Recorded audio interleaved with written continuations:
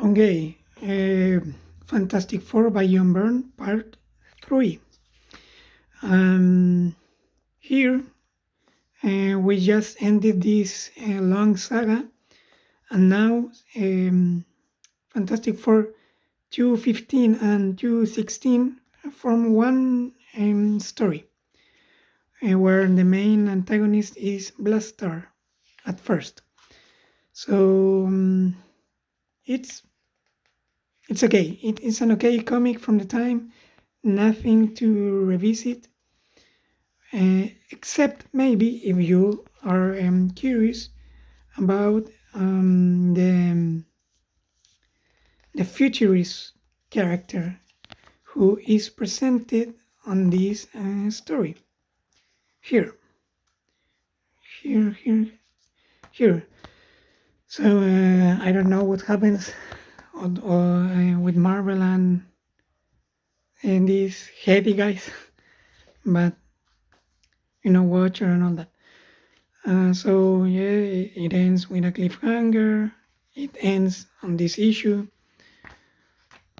There are a lot of references to well, not a lot, but to Kirby, some from time to time.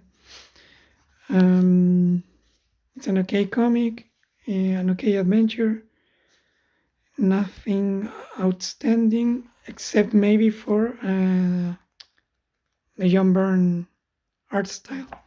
Like these splash pages you can use as a screen lock, wallpaper, poster, or whatever.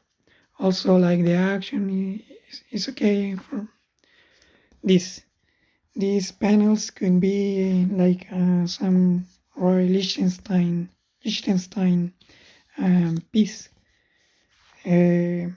like pop art. That one or that one. A lot of square panels uh, could could be used to make that kind of art like that.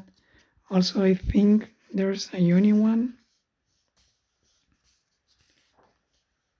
not here, but you get the idea. So from time to time there are some cool that one or that one cool drawings and all, like Byrne does from time to time. But it's an okay story. This character, the futurist, I think hasn't been used again. Also, at the end of this, there's this plot. Well, Ben has always been suspicious of this character Herbie, and like the next cover from 217. Spoilers that like no, we are being betrayed by Herbie. Again, it's not really that great of story, but I mean, if Herbie gets to be on the MCU, for example, and there's a plot where he betrays the FF someday, I don't know, and this issue maybe will be worth some, I don't know.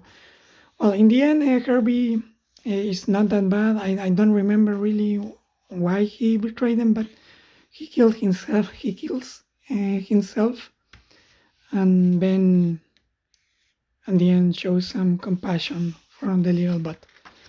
Then we have Fantastic Four 218, and this issue is just action. It's the second part of a two-part story that began on Peter Parker and the Spectacular Spider-Man 42. So here's like a recap of it. This is, it's not the most complex page, but it is iconic. Again, Spider-Man gets captured, the Fantastic Four help him, they defeat the bad guys. A lot of text that it's not really necessary.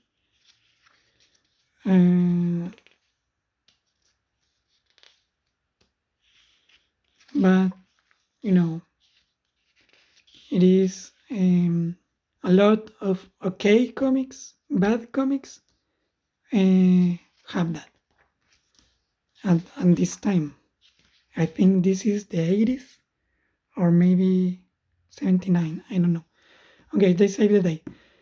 Next issue, it's not here because Byrne didn't draw it. It was Bill Sienkiewicz with Doug Munch scripting, the team from Moon Knight. And now we have this two-part story again on Fantastic Four. I think there's a logo change. Well, for Fantastic Four 220 and 221. I like this cover a lot because it's just one color. So you can see in the inks on Byrne. You can really see that he's a really good drawer, artist. It's almost like an artist edition. This page, this cover. You can see the inks and how he used them to get a classic feel, but on it you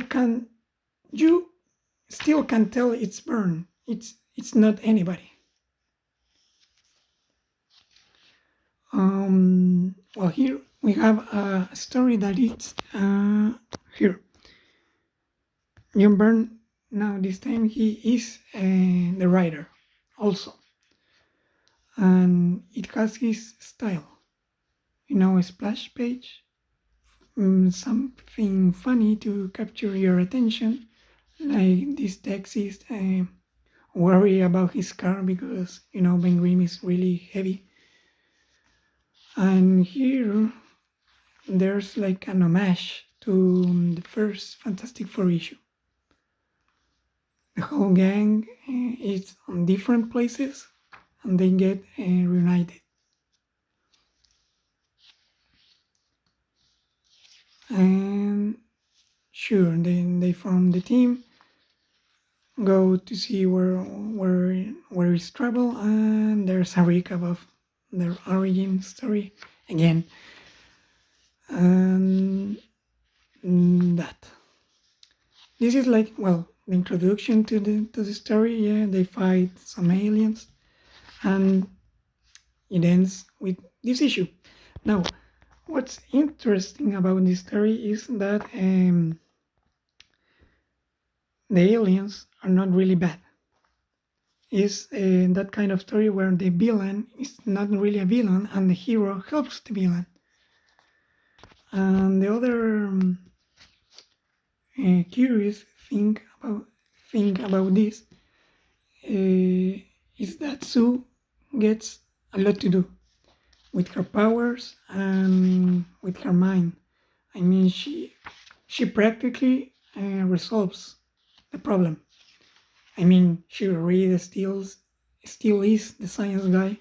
He builds a rocket or whatever, but that comes after when the main problem is already solved by Sue.